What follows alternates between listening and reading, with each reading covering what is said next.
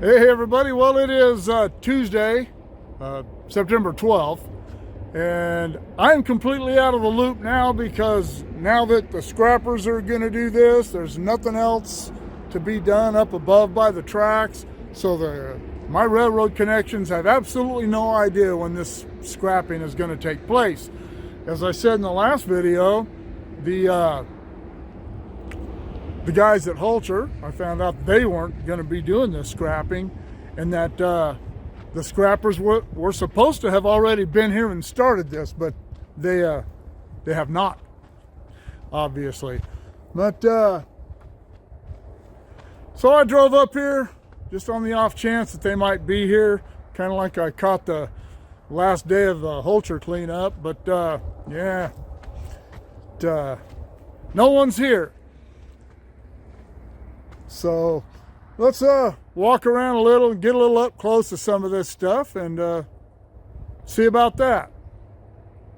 All right, well, I have come back here to where the tanker cars are, and if you'll remember my first couple of videos that I did out here after the derailment, the day of the derailment, and then the first day of cleanup, these cars were way out. This is looking west this way. These cars were out here a couple hundred feet from the where the work was being done up the hill. You can see the cars up there kind of headed up the hill. We'll get up there in a second. But anyway, got everything stacked up here on this end. Bumper to one of the cars they took. Guess they didn't need the bumper. But you can see a container is full of this powdered milk, as is that one. Walking on along the top of the container. Had a few comments about how this should have been done and this, that, and the other. And as I always say, and I'm not trying to be disrespectful to anybody with different ideas, but you know, everybody's an expert when it comes to this stuff. And the way they did this was the easiest way to do this and the best way to do this. And the reason I say that is because these guys, this is their job. This is what they do. And however they hooked these things up and however they pulled them down the hill was a tried and tested way to get this done. And when you're sitting on the sidelines like I am and watching this, sometimes you do think, why didn't they just do it like this? But then you start realizing that, oh, okay, all right. And I had the opportunity to talk to some of these guys about the way they did things, and they explained it to me, and it all made sense, as it usually does when someone who knows how to do something explains something to me. It always makes sense once they explain it.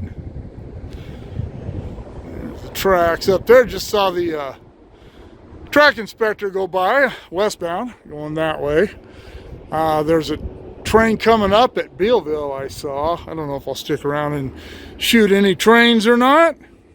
I have a lot to do in Bakersfield today. And then tonight I have to come back to Tehachapi and do a presentation at the monthly meeting at the Depot Museum. And down in here, this looks like the same product. Powdered milk. It's just, these are in big giant bags rather than 100-pound sacks or whatever those were in the other containers. These are great big old bags. So, and I was told that it was all the loads were powdered milk. So other than the cars. So I'll take them at their word.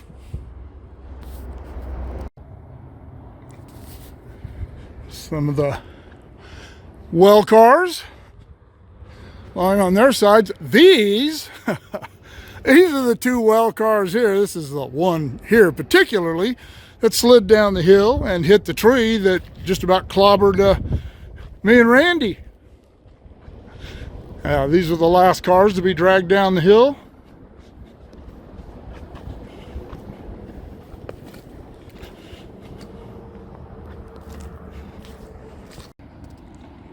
And come up here to the upper end of all the stuff. More bags of, I keep calling it powdered milk. That isn't identified at all over there, those large white containers, but the bags, they say lactose on them. So if there is a difference between powdered lactose and powdered milk, feel free to drop that in the comments below. So I'm certainly no foodstuffs expert. Even just from right here, where they pull all this stuff down, you can see how steep it still is going down probably another 50 or 60 feet vertically from here down to the bottom, and then looking up that way, it gets real steep off the edge of the fill.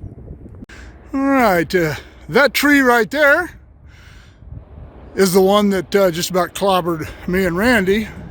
It was way up there, and we were standing just this side of that tree there when that tree fell. And looks like after they got done with everything, they dragged that tree down here. Someone in the comments of the last video mentioned that they should, was wondering if they had 24-hour security here now. Absolutely not. They never had any security station here at all at any time. That would be hard for anybody to get at without cutting torches and stuff, so I don't think anybody cares about that. Nobody's going to come and do anything with all that powdered lactose. But for all these people who love their fireplaces or selling firewood, well, there you go. I also had some people ask me in the comments if they were going to remediate this, plant new trees, maybe dump riprap, rocks and stuff. I don't know. This isn't a real big runoff area.